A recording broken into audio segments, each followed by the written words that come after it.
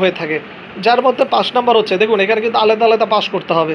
বাংলায় 7 পেতে হবে, ইংলিশে 6 এবং সাধারণ জ্ঞান 13। মোটামুটি এটা হচ্ছে আলাদা আলাদা সাবজেক্ট ভিত্তিক 5 নাম্বার।